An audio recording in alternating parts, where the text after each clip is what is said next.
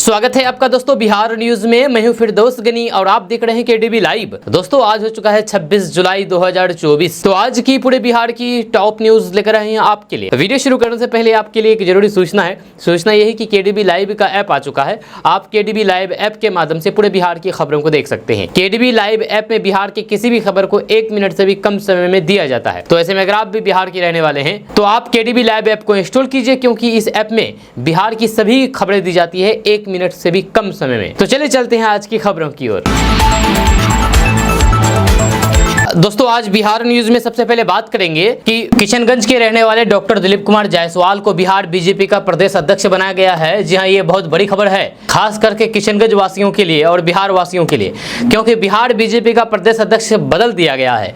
जी हां, आपको बता दें कि सम्राट चौधरी का पत्ता कट गया है। किशनगंज के रहने वाले डॉक्टर दिलीप कुमार जायसवाल को बिहार बीजेपी का प्रदेश अध्यक्ष बनाया गया है। आपको बता दूं कि डॉक्टर दिलीप कुमार जायसवाल अभी विधान परिषद सदस्य हैं। जी हां, जब वे एमजीएम किशनगंज का डायरेक्टर हैं। साथ ही साथ डॉक्टर दिलीप कुमार जायसवाल राजस्व विभाग के मंत्री भी हैं बिहार सरकार में, लेकिन अब उसको बिहार भाजपा का प्रदेश अध्यक्ष बना दिया गया है। जहां इसी बीच सम्राट चौधरी के लिए बहुत बुरी खबर है, क्योंकि सम्राट चौधरी का डॉक्टर दिलीप कुमार जायसवाल ने पत्ता काट दिया है। आपको बता दूं कि सम्राट चौधरी का लोकसभा चुनाव में प्रदर्शन खराब रहा, जिसको देखते हुए बीजेपी आला अधिकारियों ने डॉक्टर दिलीप कुमार जायसवाल को बिहार प्रदेश अध्यक्ष बना दिया है बीजेपी का। ये बहुत बड़ा उलटफेर हुआ है, खास करके बिहार में। आपको बता दूं कि डॉक्टर दिलीप कुमार जायसवाल मूल रूप से खगड़िया जिले के रहने वाले हैं। जी हां, लेकिन वो किशनगंज में रहते हैं और किशनगंज में ही उसका भी बसोबासी है, यहीं पर सारा चीज है उनका। जी हां, और डॉक्टर दिलीप कुमार जायसवाल को बिहार बीजेपी के प्रदेश अध्यक्ष बनाए जाने पर किशनगंज में एनडीए में खुशी की लहर है। जी हां, और बताया जाता है कि डॉक्टर दिलीप कुमार जायसवाल को बिहार बीजेपी प्रदेश अध्यक्ष बनाए गए हैं तो किशनगंज वासियों के लिए कुछ न कुछ और बड़ा धमाका होगा।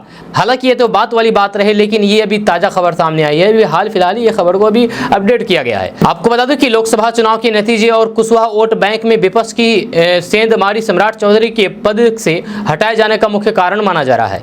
जब बिहार में भूमि सुधार मंत्री के रूप में काम कर रहे डॉक्टर दिलीप कुमार जायसवाल को बीजेपी ने प्रदेश अध्यक्ष बनाकर के बड़ी जिम्मेदारी सौंपी है।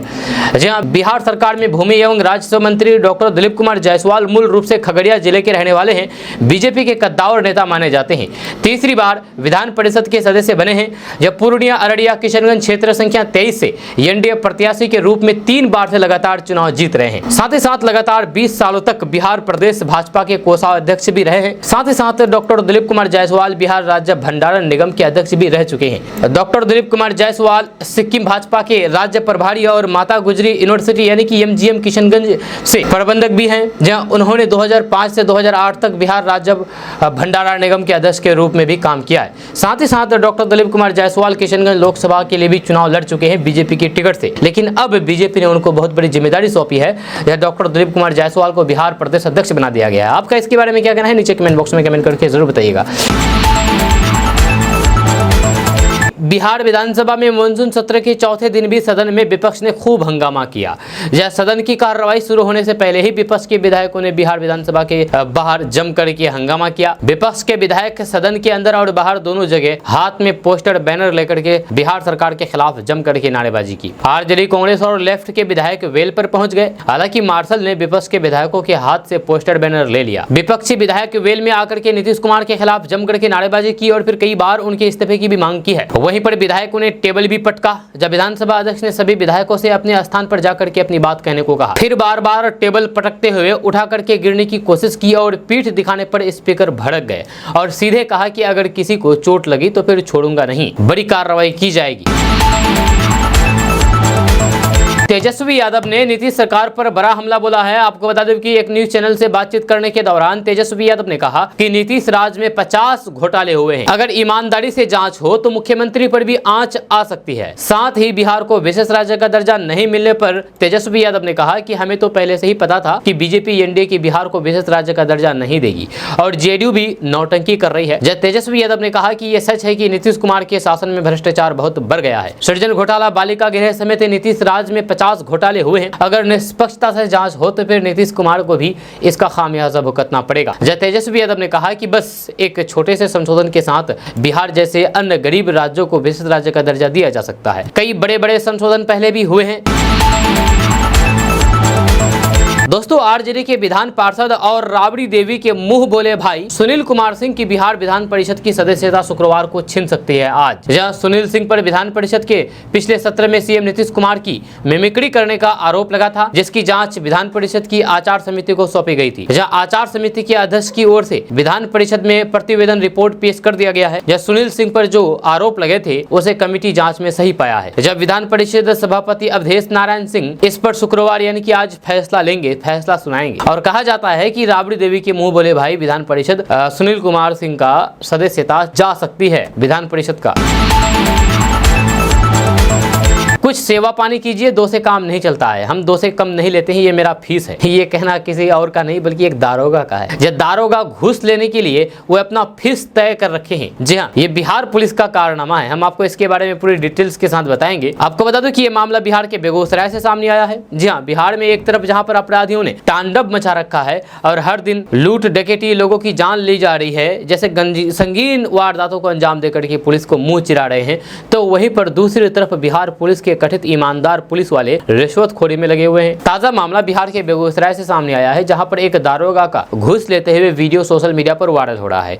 दारोगा सेवा पानी की बात करता है और कहता है कि 2-4 से कम नहीं लेते हम। दरअसल बेगूसराय में एक बार फिर से रिश्वत लेने का वीडियो वायरल हो रहा है, जैसे कि आप अपने मोबाइल स्क्रीन पर वीडियो देख रहे हैं। यही वीडियो है। ये वीडियो बलिया थाना का है, बेगूसराय का। बताया जाता है कि पीड़ित युवक कैरेक्टर वेरिफिकेशन करवाने के लिए बलिया थाना पहुंचा था, जहां पर बलिया थाना परिसर में बने रूम में पीड़ित युवक को बुला करके एसआई अजय कुमार सिंह ने कहा कि सेवा पानी कर दीजिए। जब युवक कहता है कि किस चीज का सेवा पानी। जब युवक अपनी जेब से 500 का नोट निकाल करके आगे बढ़ाता है, जिस पर दारोगा लेने से इनकार कर देता है और कहता है कि 2000 से कम नहीं लेते हैं। एसआई ने कहा कि इतना में नहीं होगा, जी हाँ, कम से कम 2000 रुपए दो। जब युवक कह रहा है कि गरीब लोग हैं सर, अभी तो जॉब लगा ही है। लेकिन दारोगा जी मानने को तैयार नहीं हुए। आखिरकार युवक को 2000 रुपए देने पड़ते हैं। दोस्तों बिहार में 1,60,000 शिक्षकों की बहाली होगी। जी हाँ, ये बड़ी घोषणा कल बिहार के शिक्षा मंत्री सुनील कुमार ने बिहार विधानसभा में की है और बताया है कि शिक्षा विभाग का 52,439 करोड़ रुपए का बजट है। बिहार में 1,60,000 शिक्षकों की बहाली होगी। जब बिहार विधानसभा में शिक्षा मंत्री सुनील कुमार ने कहा है कि बिहार में अभी 5,77,000 शिक्षक कार्यरत हैं। अभी 32 छात्रों पर 1 शिक्षक है। वहीं पर साक्षरता दर भी 74% हो गया है। इसके साथ ही शिक्षा मंत्री ने कहा है कि शिक्षकों की ट्रांसफर पॉलिसी में काफी उदारता बढ़ती जा रही है। विशेष करके महिला, असाध्य रोगी और पति पत्नी का खास ख्याल रखा जाएगा। इसके साथ ही उन्होंने कहा है कि अगर हम शिक्षा में सुधार चाहते हैं तो फिर ये कोशिश रहनी चाहिए कि शिक्षकों की ट्रेनिंग हो। लिहाजा जो हमारे SCRT इंस्टीट्यूट है वहां पर टीचर्स ट्रेनिंग पर ध्यान दिया जा रहा है। आने वाले दिनों में हमारा लक्ष्य है कि सभी शिक्षकों की साल में 2 बार ट्रेनिंग हो सके। साथ ही स्कूल की आधारभूत संरचना पर भी ध्यान दिया जा रहा है, ताकि छात्र छात्राओं को बुनियादी सुविधाएं मिल सके। नीतीश कुमार फेल हो गए हैं। उन्होंने बीजेपी के सामने सरेंडर कर दिया है। ये कहना मेरा नहीं है, ये कहना है आरजेडी सुप्रीमो लालू प्रसाद यादव का। जी हाँ, लालू प्रसाद यादव ने बजट को निराशाजनक बताया है। उन्होंने पटना में बजट पर प्रतिक्रिया देते हुए कहा है कि बजट निराशाजनक रहा। केंद्र की ओर से बिहार को बचाने के लिए झुनझुना पकड़ा दिया है। जब नीतीश कुमार फेल हो गए हैं, उन्होंने बीजेपी के सामने सरेंडर कर दिया है। ये कहना है लालू प्रसाद यादव का। आपको बता दें कि लालू प्रसाद यादव की तबीयत बिगड़ गई थी, जहाँ यूरिन में परेशानी के बाद उनको दिल्ली एम्स में भर्ती कराया गया था। हालांकि उनके करीबियों ने कहा कि वे रूटीन चेकअप करने के लिए गए थे। चेकअप में 2 दिन का समय लगता है। जब लालू 2 दिनों से एम्स में थे, जब वहां से ठीक होने के बाद कल पटना लौटे। वहीं पर कहा जा रहा था कि लालू प्रसाद यादव के छोटे बेटे तेजस्वी यादव कल पटना पहुंचेंगे। जब पटना पहुंचते ही लालू प्रसाद यादव ने बजट पर तंज कसा है केंद्र सरकार पर। उन्होंने बजट को आम आदमी के दिल पर खंजर बताया है। लालू प्रसाद यादव ने इस बजट को लेकर के एक्स पर लिखा है कि एक घिसा पिटा हट है ये बजट, जुमलों की रट है ये बजट, गरीब और किसानों के सपने कर रहा है बंजर है ये बजट, आम आदमी की दिल पर खंजर है ये बजट। दोस्तों बिहार को विशेष राज्य का दर्जा देने की मांग को लेकर के कल विधान परिषद में विपक्ष ने जमकर के हंगामा किया। विधान परिषद में विपक्ष विशेष राज्य के मुद्दे को लेकर के सीएम नीतीश कुमार का लगातार विरोध करता रहा। इससे पहले विधान परिषद के परिसर में पूर्व मुख्यमंत्री राबड़ी देवी ने कहा कि पीएम नरेंद्र मोदी ने अपनी कुर्सी बचाने के लिए बजट में बिहार और फिर आंध्र प्रदेश के लिए पैसे आवंटित किए हैं। बजट 2024 में पूरे देश की अनदेखी की गई है। सीएम नीतीश कुमार विशेष राज्य के दर्जे की मांग कर रहे थे, लेकिन नरेंद्र मोदी ने केवल उन्हें एक पैकेज थमा दिया है। इसे कोई भी फायदा होने वाला नहीं है। उन्होंने कहा कि बिहार गरीब राज्य है, यहाँ पर कोई भी कारखाना या फिर कंपनी नहीं है, ऐसे में रोजगार की समस्या है। जब सरकार को बिहार में कारखाना लगाना चाहिए जिससे रोजगार बढ़े। पुल के लगातार गिरने पर राबड़ी देवी ने कहा कि 20 से ज्यादा पुल गिर चुके हैं, कब निर्माण हुआ, कौन ठेकेदार है और कब टेंडर हुआ है, इस मामले में पूछताछ करनी चाहिए। लेकिन सीएम सिर्फ लालू प्रसाद और तेजस्वी यादव के पीछे पड़े हुए हैं। बिहार के सीवान से प्रेम प्रसंग का अजीब मामला सामने आया है। यहाँ पर सीवान के एक गांव में चोरी छिपे प्रेमिका से मिलने पहुंचे एक प्रेमी को जब प्रेमिका के परिजनों ने पकड़ लिया तो फिर लगे हाथ उसकी शादी भी करवा दी गई। जब प्रेमिका के परिजन ने फौरन प्रेमी के परिजन से बात की और दोनों की शादी मंदिर में करवा दी गई। मामला सीवान जिला के घुरघाट, मथिया और सिसुआ कला गाँव की है। इधर इस बात की जानकारी मिलते ही प्रेमी युगल को देखने के लिए आसपास के लोगों की भीड़ लग गई। जब दोनों ने कहा कि प्रेमी युगल पिछले कई दिनों से चोरी छिपे मिल रहे थे, जब दोनों एक दूसरे को पसंद करते थे, इसीलिए दोनों की शादी करवा दी गई है। हालांकि किसी प्रकार के विवाद की बात सामने नहीं आई है। दोस्तों, मोदी 3.0 का बजट सत्र चल रहा है। सदन का सत्र हंगामेदार हो रहा है। जब लोकसभा में प्रश्नकाल के दौरान पप्पू यादव ने बिहार के लोगों के लिए केंद्र सरकार से बड़ी मांग कर डाली है। जब पप्पू यादव ने पूर्णिया एयरपोर्ट को लेकर के बड़ी मांग की है, उन्होंने पूछा है कि क्या पूर्णिया एयरपोर्ट का शिलान्यास करके अगले 2 सालों में यहाँ से विमान सेवा शुरू कर दी जाएगी। वहीं पर पप्पू यादव के इस सवाल पर लोकसभा स्पीकर ने चुटकी लेते हुए कहा कि पप्पू जी आप बैठ जाइए, नहीं तो फिर लोग कहेंगे कि बिहार को ही सब कुछ दे रहा है। वहीं पर संसद में स्पीकर की इस बात पर सांसदों ने ठहाके लगाकर के हंसने लगे। दरअसल संसद में प्रश्नकाल के दौरान पूर्णिया से निर्दलीय सांसद पप्पू यादव ने एक बार फिर से पूर्णिया एयरपोर्ट को लेकर के केंद्र सरकार से बड़ी मांग कर दी। उन्होंने कहा कि पूर्णिया में एयरपोर्ट निर्माण की बात अक्सर केंद्र की ओर से कही जाती है। प्रधानमंत्री नरेंद्र मोदी और गृह मंत्री अमित शाह कई बार बिहार दौरे के दौरान पूर्णिया एयरपोर्ट के निर्माण होने की बात कही है, लेकिन अब तक एयरपोर्ट के लिए 15 एकड़ जमीन का अधिग्रहण नहीं हुआ है। जब पप्पू यादव आगे कहा कि मैं मंत्री से पूछना चाहता हूं कि क्या इस साल में पूर्णिया एयरपोर्ट के लिए जमीन का अधिग्रहण करके उसका शिलान्यास करा करके अगले 2 साल में वहां विमान के आगमन की सेवा चालू हो जाएगा। वहीं पर पप्पू यादव को बीच में ही टोकते हुए लोकसभा स्पीकर ने कहा कि पप्पू जी बैठ जाइए, नहीं तो फिर लोग कहेंगे कि बिहार को बहुत कुछ दे रहे हैं। वहीं पर पप्पू यादव के सवाल पर जवाब देते हुए नागर विमानन मंत्री के.आर. नायडू ने बताया है कि पप्पू यादव ने इस मामले को लेकर के उनसे मुलाकात की है, अधिकारियों से भी जानकारी ली है। एयरपोर्ट के जमीन को लेकर के कई परेशानियां थी जो कि खत्म होने वाला है। जल्द ही एयरपोर्ट निर्माण का कार्य शुरू कर दिया जाएगा, यानी कि जल्द ही पूर्णिया से उड़ान भरने की संभावना दिख रही है। अगर आप पूर्णिया के रहने वाले हैं या फिर सीमांचल के रहने वाले हैं तो आपके लिए बड़ी खुशखबरी है, क्योंकि सीमांचल का पहला एयरपोर्ट बनने जा रहा है और बहुत जल्द यहां से उड़ान भर जाएगी। दोस्तों, प्रधानमंत्री नरेंद्र मोदी ने विकासशील इंसान पार्टी यानी कि वीआईपी के प्रमुख और पूर्व मंत्री मुकेश सहनी के पिता जितेंद्र सहनी के निधन पर दुख जताते हुए संवेदना व्यक्त की है। जब प्रधानमंत्री नरेंद्र मोदी ने पूर्व मंत्री मुकेश सहनी को एक पत्र भेजा है। पत्र में उन्होंने सहनी को संबोधित करते हुए कहा कि आपके पिता जितेंद्र सहनी के निधन का दुख समाचार मिला है। इस कठिन घड़ी में मेरी संवेदनाएं परिवार के साथ है। उन्होंने आगे लिखा है कि एक प्रेरक व्यक्ति के रूप में पिता से मिलने वाला मार्गदर्शन जीवन की सबसे बड़ी निधि होती है। उनके निधन से आपके जीवन में आए सुनेपन की पीड़ा को शब्दों में व्यक्त नहीं किया जा सकता। जितेंद्र सहनी परिवार के लिए एक आधार और फिर प्रेरणा स्रोत थे। आज वे सशरीर हमारे साथ नहीं हैं, पर उनकी शिक्षाएं और फिर जीवन मूल्य परिवार के साथ बने रहेंगे। यह ईश्वर आपके परिवार और शुभचिंतकों को ये दुख सहन करने का धैर्य और फिर साहस प्रदान करे। ये कहना है प्रधानमंत्री नरेंद्र मोदी का, जो कि मुकेश सहनी को चिट्ठी लिखा गया है। दोस्तों, कल बिहार विधानसभा में मानसून सत्र के दौरान विधायकों ने मुंह पर काली पट्टी बांध करके विरोध जताया है और ये विरोध कांग्रेस के विधायकों ने जताया है। यह सदन की कार्यवाही शुरू होने से पहले ही कांग्रेस विधायक आक्रामक अंदाज में दिखे। वे सदन के बाहर मुंह पर काली पट्टी बांध करके आए और सीएम नीतीश कुमार का विरोध जताया। एक दिन पहले ही यूथ कांग्रेस के सदस्यों ने पटना में बजट को लेकर के विरोध प्रदर्शन किया था। इस दौरान भीड़ को नियंत्रण करने के लिए पुलिस ने बल प्रयोग किया था, लाठीचार्ज किया था। जब पुलिस और यूथ कांग्रेस के सदस्यों के बीच तीखी नोकझोंक के बाद पुलिस ने जम करके लाठियां भांजी। इस दौरान यूथ कांग्रेस के अध्यक्ष पर जम करके लाठियां बरसाई गई।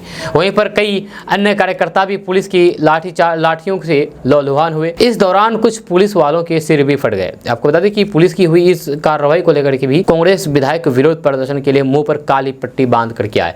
वहीं पर वाम दलों के विधान परिषद के सदस्यों ने भी जम करके विरोध प्रदर्शन किया। दलितों वंचितों पर बढ़ते सामंती हिंसा पर रोक लगाओ, सीवान में चंदन कुशवाहा लगाओ और कई सारे मामले को लेकर के नारे लगाए। दोस्तों, बिहार विधानसभा में मुख्यमंत्री नीतीश कुमार द्वारा महिला विधायकों को अनाप शनाप बोलने और जेडीयू सांसद ललन सिंह के द्वारा ये कहने की राबड़ी देवी को बजट की समझ नहीं, इसको लेकर के विधानसभा के बाहर और भीतर विपक्ष ने जोरदार हंगामा किया। राबड़ी देवी ने ललन सिंह से पूछा कि उन्होंने अपनी मां, बहन और फिर पत्नी को कितना पढ़ाया है। उन्होंने मुख्यमंत्री नीतीश कुमार से कहा कि महिलाओं को अपमानित करना बंद करे और उनसे माफी मांगे। दरअसल केंद्र सरकार द्वारा संसद में बजट पेश किए जाने के बाद बजट पर पूर्व सीएम और विधान परिषद में विरोधी दल की नेता राबड़ी देवी का बयान सामने आया था। राबड़ी देवी ने बजट को बिहार के लिए झुनझुना बताया था, जहां राबड़ी देवी ने कहा था कि केंद्र सरकार ने बिहार की हकमारी की है और बिहार की अनदेखी की गई थी। उन्होंने बिहार को विशेष राज्य का दर्जा देने की भी मांग केंद्र से की थी। राबड़ी देवी के बयान पर मुंगेर से जेडीयू सांसद और केंद्रीय मंत्री ललन सिंह ने तंज कसा था। ललन सिंह ने दिल्ली में पत्रकारों के सवालों का जवाब देते हुए कहा था, कितना लंबा साइन करती है, बजट जैसी चीज उनको कहां से समझ में आएगी। उसके बाद फिर नीतीश कुमार विधानसभा में आरजेडी महिला विधायक रेखा पासवान को कहा था कि महिला ना हो, कुछ जानती हो, चुप रहो। ललन सिंह और फिर सीएम नीतीश कुमार के महिलाओं को लेकर के दिए गए बयान को मुद्दा बना करके विपक्ष ने विधानसभा के भीतर जोरदार हंगामा किया। विपक्षी सदस्य मुख्यमंत्री नीतीश कुमार से माफी मांगने के लिए कहा। विपक्ष के विधायकों ने वेल में पहुंच करके स्पीकर के सामने जोरदार नारेबाजी की और कहा कि महिलाओं का अपमान बर्दाश्त नहीं किया जाएगा। जदयू के पूर्व राष्ट्रीय अध्यक्ष सह बीजेपी नेता आरसीपी सिंह कल तक मुख्यमंत्री नीतीश कुमार के खिलाफ बयान देने से थकते नहीं थे, लेकिन आज वे नीतीश कुमार के प्रति न केवल सॉफ्ट दिखे बल्कि उनकी तारीफ में कसीदे भी गढ़े। जब बिहार विधानसभा में बुधवार को आरजेडी महिला विधायक के खिलाफ नीतीश कुमार द्वारा की गई टिप्पणी का जवाब बचाव करते हुए आरसीपी सिंह ने कहा कि इस मामले को तुल देने की जरूरत नहीं है। नीतीश कुमार बिहार के गार्जियन है, गार्जियन कभी नाराजगी जाहिर करें तो फिर उसे दिल से नहीं लेना चाहिए। इसके साथ ही जेडीयू के पूर्व राष्ट्रीय अध्यक्ष आरसीपी सिंह ने कहा कि नीतीश कुमार ने महिलाओं के सशक्तिकरण के लिए कई स्कीम चलाई है। जब पंचायती राज व्यवस्था में पहले महिलाओं को आरक्षण दिया है, जब बिहार में नीतीश कुमार का काम बोलता है। आरसीपी सिंह ने केंद्र बजट को बिहार के लिए ड्रीम बजट बताया है। उन्होंने बताया है कि बिहार को पहली बार केंद्र बजट में इतना संसाधन मिला है।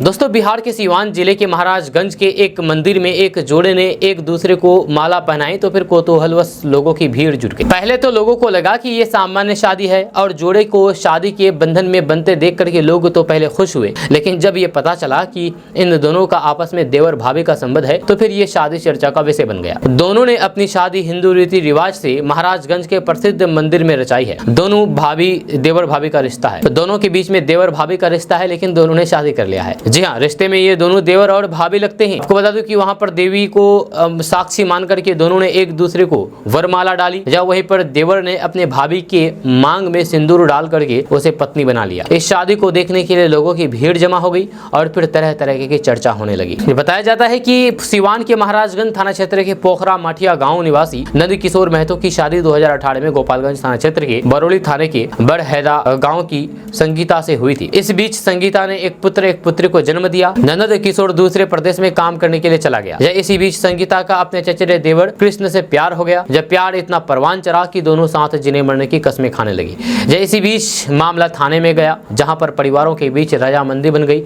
और फिर ये दोनों ने जड़ती मंदिर में शादी कर ली।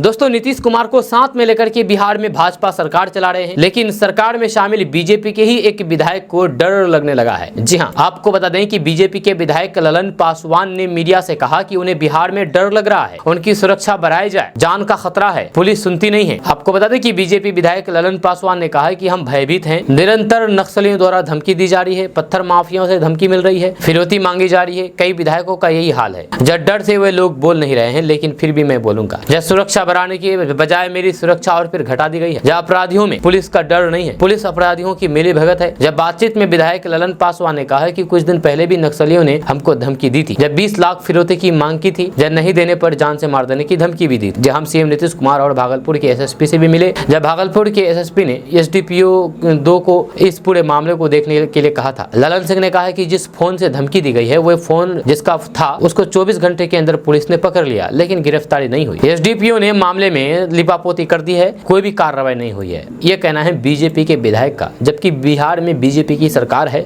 लेकिन बीजेपी के विधायक बिहार में खौफ में जी रहे हैं, जहां उनको डर सता रहा है जान का। अब आप बताइए, जिस विधायक को अपनी जान का डर सता रहा हो और सरकार उन्हीं की है, तो फिर आप सोचिए कि आम जनता के साथ क्या होता होगा।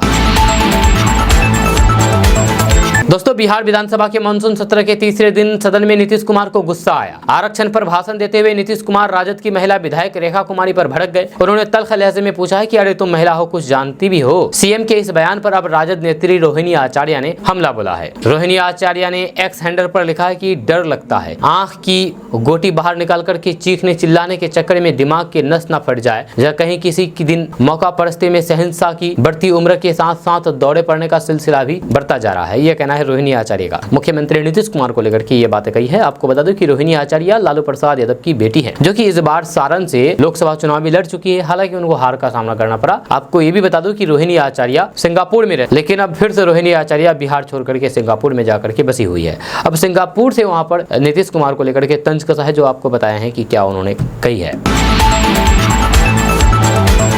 दोस्तों, बिहार में मानसून सत्र के चौथे दिन महागठबंधन के नेताओं ने कानून व्यवस्था को लेकर के नीतीश सरकार के खिलाफ विरोध प्रदर्शन किया। हाथों में बैनर पोस्टर लेकर के विधानसभा परिसर के बाहर महागठबंधन के नेता एकत्रित हुए और नीतीश सरकार की कार्यशैली पर सवाल उठाते हुए कहा कि सरकार में आम लोगों को सांस लेना भी दुर्भर हो गया है।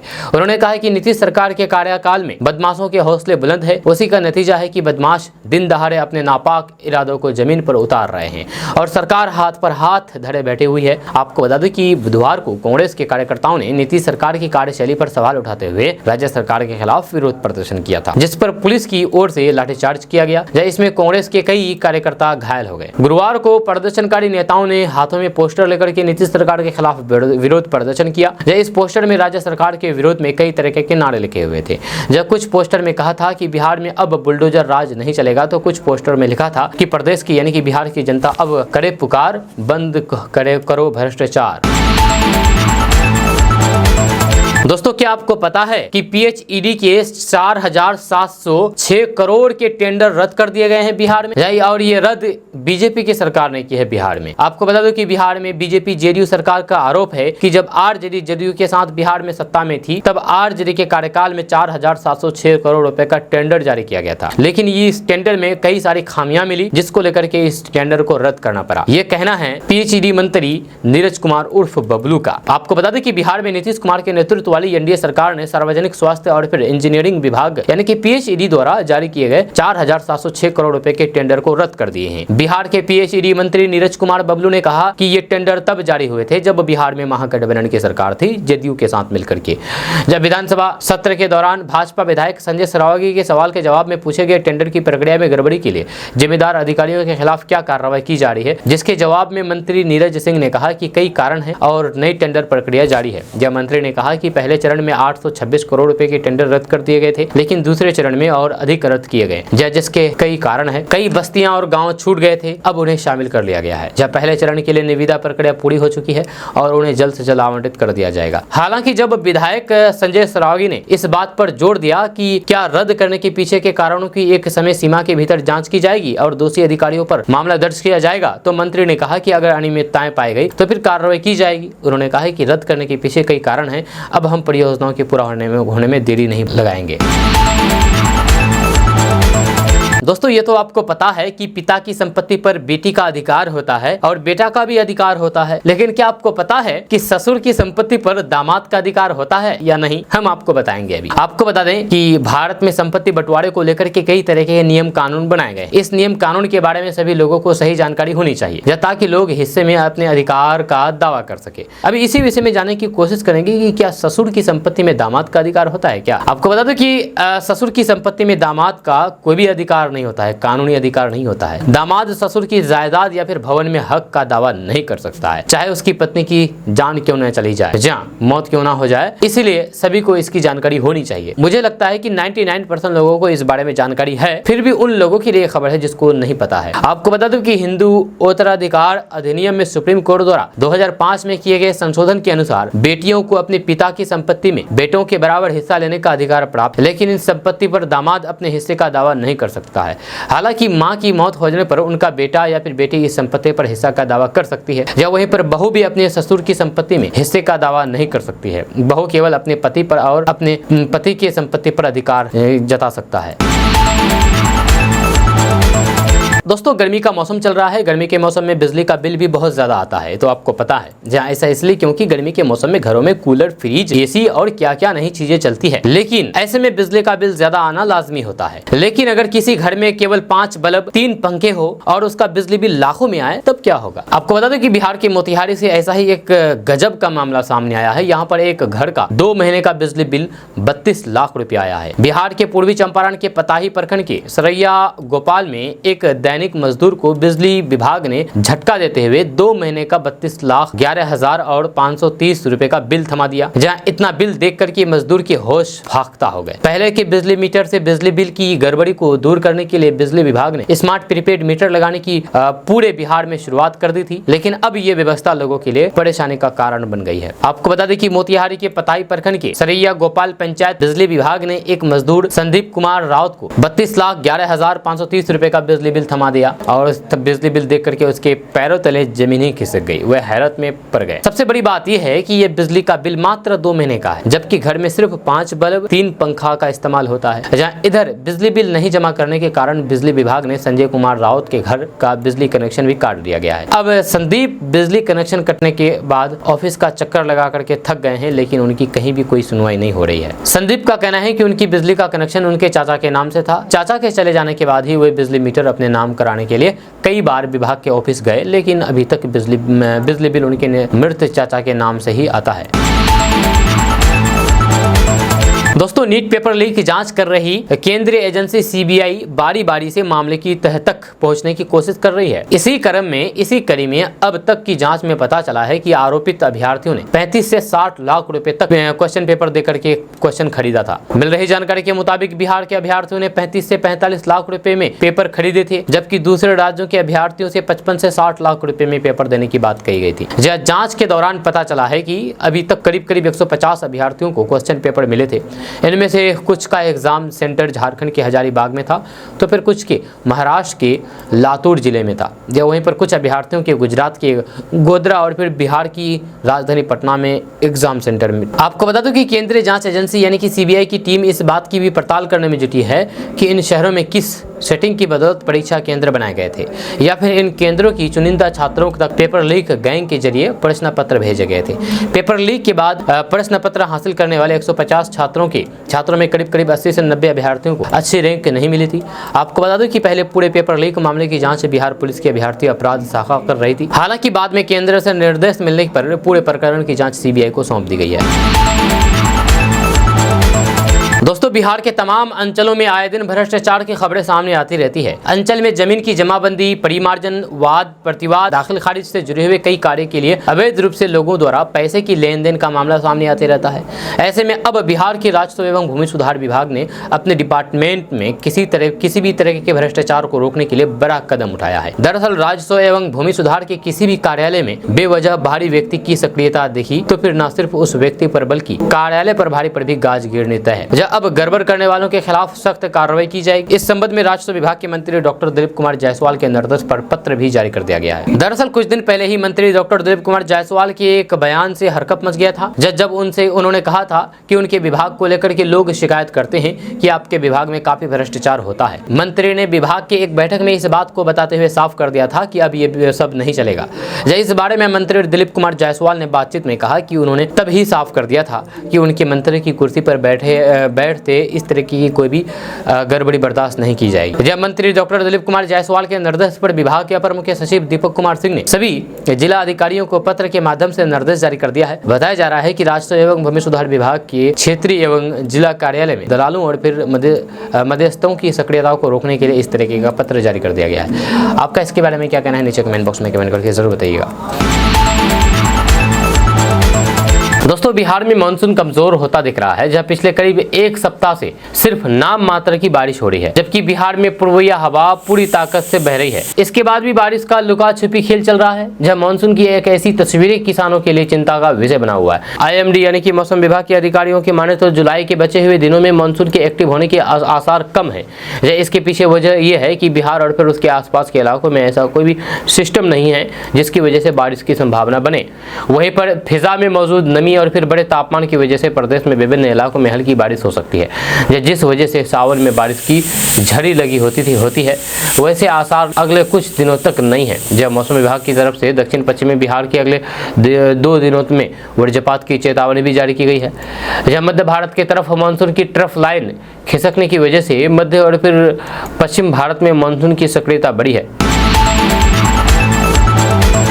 प्यार मोहब्बत की हमने बहुत सी कहानी सुनी होगी, चाहे वो हीर रांझा की हो या फिर रोमियो जूलियट की। बिहार में भी एक प्यार मोहब्बत का किस्सा बहुत ही तेजी के साथ इस समय चर्चा में है।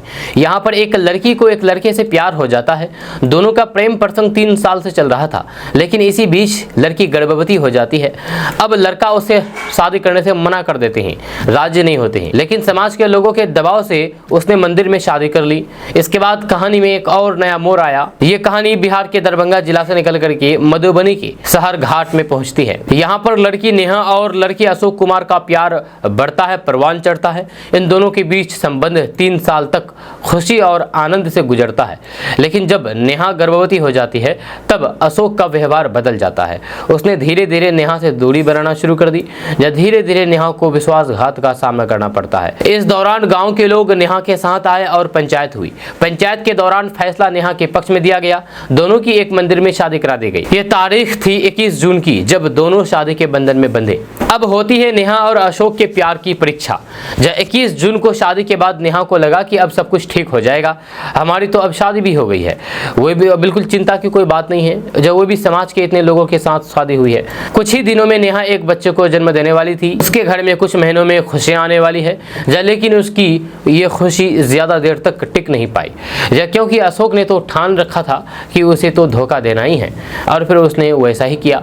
एक दिन अशोक नेहा को यह बता करके घर से निकल गया कि वे दोनों के लिए एक रूम देखने जा रहे हैं, जहां वे दोनों आराम से रहेंगे, लेकिन वे वापस कभी नहीं लौटा। जब नेहा का पति या फिर कह ले कि उसका प्रेमी वापस नहीं आया, तो फिर उसको एक रास्ता सुझा कि क्यों ना वे अपने सास ससुर के पास चला जाए और वही उसके साथ रहे। लेकिन यहाँ तो उसके साथ एकदम उल्टा हुआ, जब उसके सास ससुर ने उसे बहू मानने से ही इनकार कर दिया। इसके बाद नेहा के पास रहने के लिए सबसे बड़ी समस्या सामने आई, तो गांव के कुछ लोगों ने एकजुटता दिखाते हुए उसके लिए एक कमरा तैयार किया। अपने इसी आशियाने में रह करके अब वो अपने प्रेमी पति अशोक की राह देख रही है कि कब वो वापस आ जाएगा और वो मुझे अपनाएगा। अगर आएगा तो क्या वो मुझे अपनाएगा या फिर वैसे ही पंचायतें होंगी, ये तो देखने वाली बात होगी।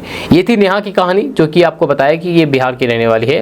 प्यार मोहब्बत में क्या से क्या नहीं कर गुजरते हैं, ये इसको लेकर के सीख देने वाली ये कहानी है। आजकल के लड़का और लड़की जो प्यार करते हैं, ये प्यार नहीं, प्यार के नाम पर खिलवाड़ करते हैं। जी हाँ, आपको बता दो कि प्यार के नाम पर मजे लेने के बाद लड़की लड़का को छोड़ देते हैं, तो कभी लड़का लड़की को छोड़ देते हैं। इस तरह से हमारे समाज में ये प्यार के नाम पर ये जो वहसीपनी चल रही है, ये कहीं से भी बर्दाश्त करने लायक नहीं है। जी ऐसे में अगर आप भी इस तरह के किसी भी प्यार के चक्कर में फंसे हुए हैं, तो समझ जाइए ये प्यार नहीं, ये हवस है।